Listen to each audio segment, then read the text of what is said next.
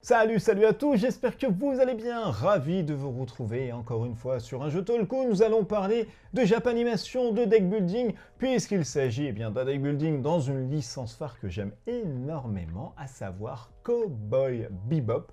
Est-ce que c'est bien ou alors ce n'est pas bien? Juste après le générique, la réponse. Allez, c'est parti. Cowboy Bebop Space Serenade est un jeu que vous allez pouvoir retrouver chez Don't Panic Games de 1 jusqu'à 4 joueurs pour des parties qui avoisinent, on va dire, les 60 minutes, on va dire grosso modo, voilà.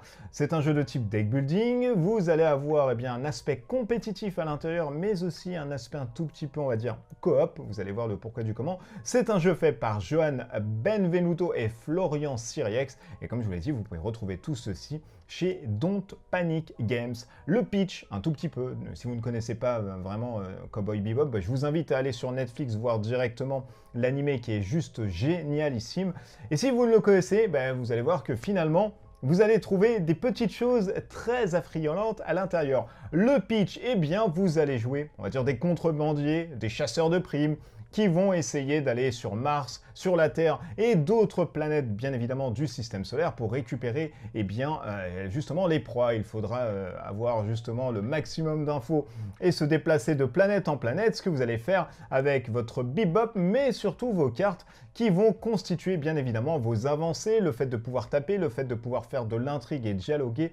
Tout ceci pour récupérer bien évidemment vos primes et revenir avec le maximum de thunes. Si vous avez le maximum d'argent à la fin et vous avez surtout réussi à détruire Vicious, bravo, vous avez gagné la partie. Sinon, c'est pas grave, vous pouvez toujours recommencer. Allez, on se fait un petit focus dessus. Voici ce que vous allez trouver dans une boîte de Cowboy Bebop Space Serenade, je le rappelle, un deck building de Johan Benvenuto, de Florian Siriex, qu'on peut retrouver chez Don't Panic Games de 30 à 60 minutes au maximum. Chaque joueur va être doté d'un plateau. Ici, vous avez Spike, mais vous avez aussi Faye Valentine, vous avez Jet Black, ainsi que Radical Edward, sachant que chaque personnage va commencer avec un de carburant qui va lui permettre de se déplacer de planète en planète. Vous allez avoir un cadran ici qui va vous permettre justement d'avoir vos primes, face cachée, c'est les points de victoire, des compétences pour un personnage et 3 autres compétences qui sont justement dédiées et utilisables si vous êtes soit sur une planète où il y a déjà par exemple Spike, ou alors si vous êtes sur le Bebop et qu'il y a Spike, vous pouvez utiliser directement sa compétence, sinon vous ne le pouvez pas. Chaque joueur commence avec un petit deck qui se trouve ici, un deck constitué de 10 cartes où à l'intérieur vous allez avoir 6 cartes génériques et 4 cartes vraiment personnalisées à votre petit bandit que vous avez ici, chasseur de primes. Au préalable, vous allez mettre sur chaque planète une prime. Donc là, on a Morgan, on a Plume, on a Lee Thompson, mais au fur et à mesure que vous allez augmenter, là, cette valeur 0, vous allez voir qu'au fur et à mesure, ça va être un peu plus punchy. À votre tour de jeu, rien de plus simple, vous récupérez 5 cartes, donc voilà, et vous êtes fin prêt à jouer. Pour vos cartes, vous allez avoir différentes choses. Donc, vous voyez ici, j'ai des cartes de Spike. Vous allez avoir des cartes qui vont vous donner du réservoir, donc de la gasoil. Donc, vous montez de 1 à 2. C'est la seule ressource dans le jeu qui va rester, sachant que l'argent ne va pas rester d'un tour sur l'autre. Mais ici, le réservoir, le carburant va rester bien évidemment. Et là, vous avez 1 pour pouvoir taper. Donc là, vous voyez que le carburant, allez, c'est parti, je suis à 4. Ensuite, ici, j'ai 1 pour acheter.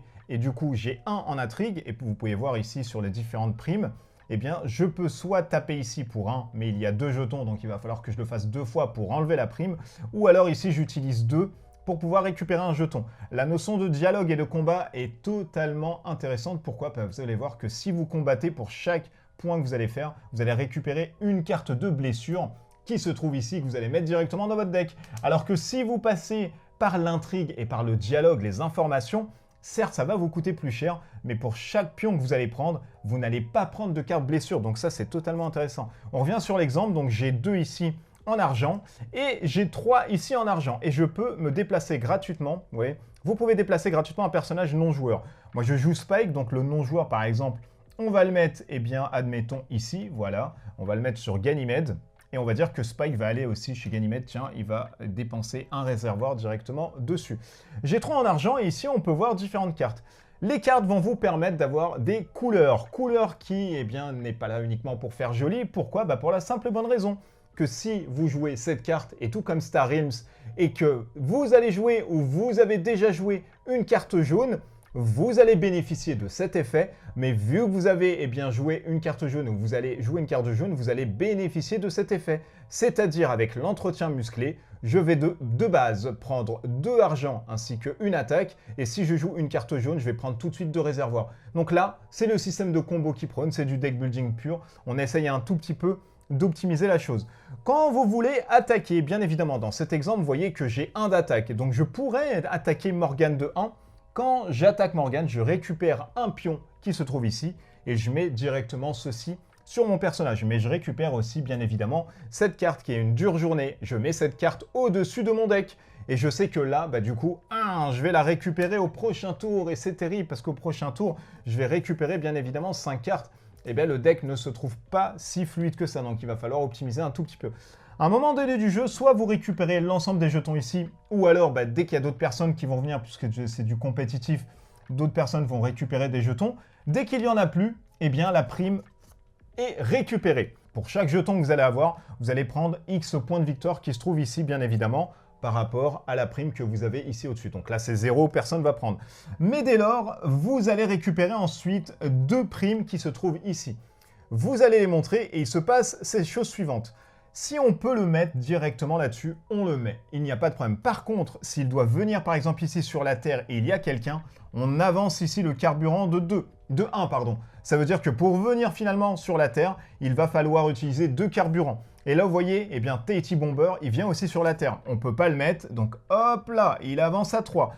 Si vraiment il y a un autre chasseur qui doit venir, enfin une autre prime plus précisément, qui doit venir sur la Terre, Plume va s'échapper directement, hop, et vous allez mettre du coup, la nouvelle prime directement là-dessus. Donc c'est des primes qui vont essayer de vous remonter un tout petit peu le carburant pour vous faciliter, pour vous rendre bien évidemment la tâche un peu plus hasardeuse. Sachez que quand vous récupérez une prime, hop, vous redescendez le carburant ici à 1, puisque voilà, on va dire que c'est l'indice qui un peu tombe voilà, de part et d'autre.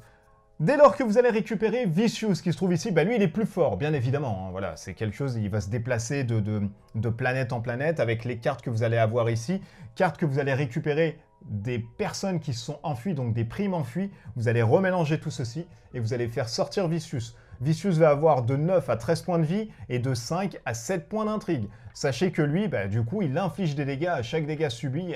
Ça va être un peu compliqué parce qu'il vous met 2 dégâts d'un coup. Hein, donc, ça va être un peu plus balèze. Et surtout, il va se déplacer. Et donc, du coup, il va vous rendre la tâche un peu plus balèze. Il va être sur Ganymède. Après, il va partir sur la Terre. Il va revenir là-dedans. Il va partir sur Mars. Donc, vous faites tout ceci jusqu'à, bien évidemment, gagner auprès de Vicious. Et celui qui a le plus de points de victoire, donc, comptez les étoiles de petite shérif que vous avez ici, que vous récupérez bien évidemment une fois que les primes sont finies et par rapport au nombre de tokens que vous avez de la planète, vous gagnez ou alors vous perdez la partie.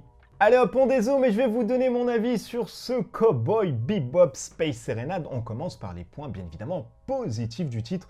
Le premier point, c'est tout bête à dire, mais c'est la licence. Quelle joie de retrouver Spike et ses compères. Quelle joie de retrouver bien évidemment la licence Cowboy Bebop et quelle joie de le retrouver dans un deck building, vous allez voir, qui marche quand même assez bien avec des combos totalement différentes à faire. Donc on est bien content d'avoir un produit comme ça de qualité de licence. Autre point positif, et ça vient avec la licence et le fan service, c'est les illustrations qui sont tirées de l'animé. Du coup, si vous êtes comme moi fan et si vous étiez resté comme ça derrière votre tube cathodique en disant vite vite Cowboy Bebop arrive et du coup personne touche à la télé, force est de constater que vous allez vraiment kiffer la chose. Sachez que voilà, c'est vraiment tiré des scènes qu'on a pu voir dans les épisodes à la télé. Du coup, voilà, c'est que du bonheur. Il y a de la nostalgie, il y a la Madeleine de Proust si vous êtes comme moi, machin. Et pour les personnes qui n'ont pas vu Cowboy Bebop, allez sur Netflix parce que du coup, vous pouvez découvrir la chose et en même temps jouer au jeu. Donc ça va vous faire écho un tout petit peu à l'intérieur. Autre point positif, on a le gameplay. Alors c'est un deck building qui n'est pas déconcertant, parce que voilà, vous achetez, vous mettez ça dans la défausse, vous récupérez des cartes, etc. Mais il a la particularité, tout comme Clank, etc. le proposait, c'est d'apporter une dimension quand même jeu de plateau avec le deck building. Ici, il faudra gérer la ressource du carburant. Carburant qui va vous permettre à la fois de vous déplacer, mais aussi d'utiliser des bonus de certains personnages. Alors il faudra des fois anticiper en vous disant ok, j'ai besoin quand même de ce truc chez Jet, allez je vais quand même aller le voir, du coup je vais avoir son bonus, je vais défausser ou alors payer le coup pour utiliser justement le bonus, piocher des cartes, etc. Sachez que bien évidemment, hein, c'est un système de combo comme tout deck building qui se respecte. Et ce système de combo est assez intelligent, il reprend encore une fois le côté qu'on avait vu dans Star Realms. Tiens, je joue une carte verte. Ah mais attends, t'as joué une carte verte avant ou alors tu vas la jouer après. Bah, tu vois, la carte rouge, elle te donne plus de... C'est à peu près la même chose ici. Donc, à vous d'essayer de driver vraiment votre gameplay, d'orienter votre schéma de jeu en vous disant « Ok, je vais faire ça, je vais faire ceci, j'ai besoin de temps, ça, j'ai pas envie de lui laisser, du coup, je dois la récupérer, etc. » Donc il y a plein de trucs qui se mettent en place et franchement le gameplay est assez simple, rapide et c'est très rush, donc ça va très très vite. Donc vous pouvez voir qu'il n'y a pas ce côté qui vous prend un peu à Dominion où c'est super abstrait et vous n'achetez que des cartes. Dernier point positif ici du jeu, bah, c'est bête à dire mais franchement moi j'ai bien aimé ce système de planète où on va à Mars, on va sur Ganymède, on va ensuite sur la Terre. Et on a encore une fois ce côté un peu Cowboy Bebop où on va dans notre bebop, hop, on mouline un tout petit peu et on navigue entre la Terre, Ganymède, etc. Parce qu'on a eu dans le Big Show, encore une fois, eh bien, une dernière info en vous disant « Hey, il y a cette prime à aller chasser là-bas, 1 milliard de yuan, du coup, si vous voulez aller la récupérer. » Et du coup, on essaye vraiment d'aller récupérer la chose, etc. Donc, vraiment, le fanservice ici est vraiment bien orchestré autour, justement, d'une bonne mécanique qui reste solide et qui est commune au deck building, mais surtout avec un gros fanservice. Après avoir vu les points positifs, on va parler maintenant des points négatifs. Ah si, vous dodelinez de la tête comme ça, mais si, on va quand même en parler un tout petit peu, parce qu'il y en a quand même dedans. Premier point négatif de ce titre, alors, c'est ce côté un peu aléatoire des cartes que vous allez avoir dedans. Par contre, vous pouvez, eh bien, faire une sorte de refresh, donc un rafraîchissement du magasin, du marché, en dépensant de carburant. Voilà, c'est pas gratuit, mais ça vous donne quand même l'option un peu de dire, allez hop, voilà, je remets tout à neuf. Qu'est-ce qui arrive? Est-ce que je peux avoir un meilleur tirage? Sachez que l'aléatoire, bah, du coup, 2 fois de suite, vous pouvez tomber sur des cartes qui vous intéressent pas en vous disant bah, « Allez, vas-y, c'est parti, j'ai dépensé 2 pour rien, c'est la merde. » Donc vous avez ce côté un peu frustrant de l'aléatoire de tirage de cartes qui peut vous donner de très bons combos, comme rien du tout, mais ça c'est propre à l'ensemble des deck building, c'est pas uniquement ce qui caractérise vraiment ce Cowboy Bebop. Mais vous avez l'option, voilà, c'est sympa de vous dire, bah, si t'as pas de chance, paye 2 carburants et regarde ce que ça donne. Sachant que du carburant, on en a quand même pas mal. Donc du coup, il n'y a pas tellement de soucis là-dessus. Autre point négatif du titre. Ça, c'est propre vraiment à un fan hein, de Cowboy Bebop qui vous expose un peu et que je suis. C'est ce côté où Vicious n'est pas assez punché à mon goût. Il n'est pas assez punché, vous allez voir qu'au fur et à mesure que vous allez jouer, vous allez vous dire « Ah, bah c'est dommage, l'antagoniste, c'est uniquement ceci. » Bon, ils l'ont réduit vraiment à un système uniquement de primes. Alors, bien évidemment, il va vous coller plus de dégâts. Vous prenez 2 dégâts, donc voilà, c'est 2 cartes quand même, donc il va vous pourrir quand même votre deck. Mais je sais que dans la série, c'est quand même quelqu'un de bien imposant, de balèze, hyper charismatique. Et là, j'ai pas trouvé ce côté-là. J'ai pas trouvé ce côté un peu charismatique, envahissant. Et voilà, quand il arrive, vous vous dites « Oh là là, c'est la merde, c'est terminé, donc qu'est-ce qui va nous arriver sur le coin du bec ?» Et c'est vrai que pour moi, il manque une certaine rythmique. Alors, très sincèrement, moi, je pense hein, qu'il fallait peut-être instaurer une sorte de deck d'intelligence artificielle ou alors peut-être 2-3 trucs en plus, un setup de base uniquement fait pour lui qui va vous enquiquiner. Là, il se déplace, Mars, Ganymède, il part sur la Terre. Voilà, il va vous faire chier un tout petit peu, mais très sincèrement, c'est pas significatif. Ça représente pas en tout cas voilà, le vrai Vicious que vous avez un peu eh bien, dans le Cowboy Bebop. Autre point négatif encore à l'intérieur, bah moi je m'attendais vraiment à retrouver ce côté un peu véhicule. Par exemple, dans Cowboy Bebop, vous avez des vaisseaux, hein, bien évidemment. Mais commencez par exemple avec Spike, avec sa moto jet, qui lui permettrait, pourquoi pas, voilà, de dépenser un peu moins de carburant ou de gagner des carburants en prenant une carte ou en défaussant une carte, par exemple, et voilà, de ne pas payer de carburant. Des trucs tout cons comme ça, mais qui te permettent de rentrer un peu plus dans le fan service. Et c'est vrai que je me dis, ah, c'est dommage, pourquoi ils n'ont pas poussé le truc un peu plus loin en rajoutant des véhicules? Tu commences avec Spike, tu as ce véhicule-ci, hop, hop, hop, ou alors tu l'achètes et quand tu le poses, c'est terminé. Il bouge plus, du coup tu peux plus le défausser, il est à toi tout le temps, etc.